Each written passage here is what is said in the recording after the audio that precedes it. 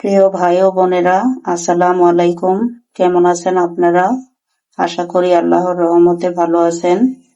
আমিও আলহামদুলিল্লাহ ভালো আছি। আমি চুলায় একটি পাতিল বসিয়ে দিয়েছি। এখানে আমি শিম, আলু, টমেটো দিয়ে রুই মাছ রান্না করব। এখানে আমি পেঁয়াজ কুচিটা দিয়ে দিচ্ছি। পেঁয়াজটা আমি একটু হালকা ভেজে নিচ্ছি। দেখুন পেঁয়াজটা ভাজা হয়ে গিয়েছে। এখানে আমি পানিটা দিয়ে দিচ্ছি। দিয়ে দিচ্ছি আদা রসুন বাটা।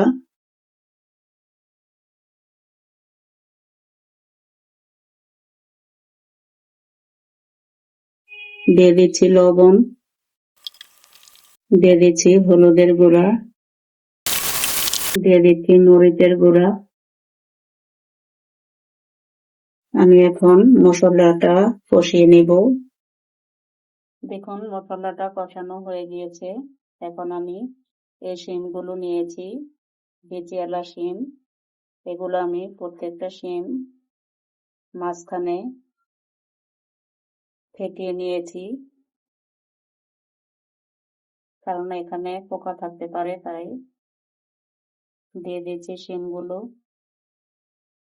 শীতের দিনে এই শিমটা খেতে বা রান্না করতে, কাটাকাটি করতে আমার খুব ভালো লাগে। এই দেখুন, তাই আমি এই শিমটাই বেশি রান্না করি। এখানে আমি 2টা আলু নিয়েছি, আলুটাও দিয়ে দিচ্ছি। সবজিগুলো আমি ভালোভাবে কষিয়ে নিব। এখানে টমেটোটাও দিয়ে দিচ্ছি। 2টা টমেটো নিয়েছি আমি।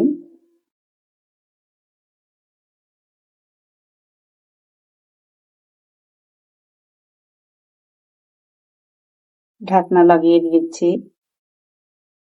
দেখুন এখানে আমি মাছটা নিয়েছি। এখানে আমি হলুদ গুঁড়ো দিয়ে দিচ্ছি।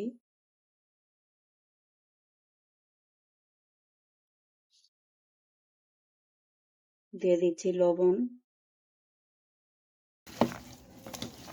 মাছটা ভালোভাবে মাখিয়ে নিব। দেখুন এখানে আমি তেলটা দিয়ে দিচ্ছি।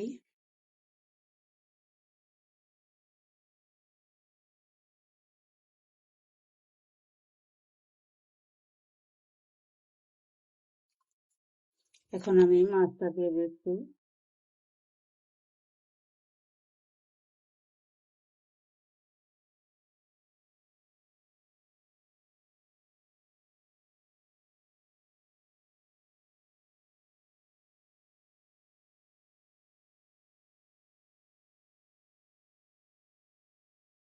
দেখুন সবজিটা কষানো হয়ে গিয়েছে। আমি এখন পানি দিয়ে দিচ্ছি।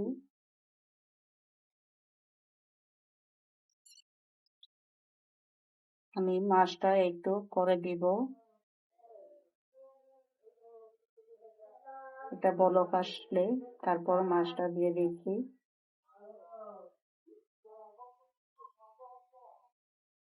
দেখুন আমার মাছটা হয়ে গিয়েছে। এখন আমি মাছটা দিয়ে দিচ্ছি।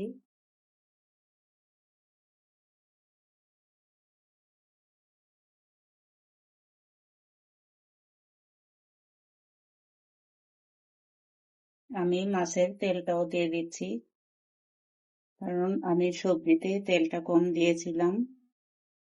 মাছ ভাজার সময় যে তেলটা থাকে এটা দিয়ে দিলে খুব ভালো লাগে।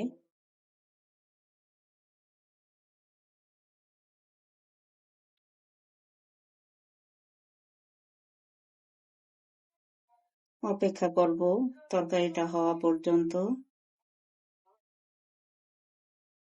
দেখুন আমার তরকারিটা হয়ে গিয়েছে। এখন আমি কাঁচামরিচ দিয়ে দিচ্ছি।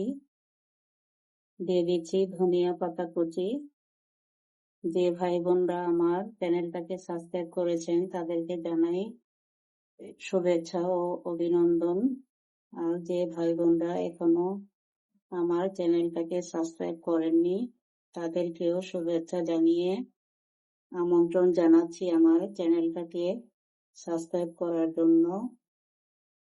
সবাই ভালো থাকবেন। আল্লাহ হাফেজ।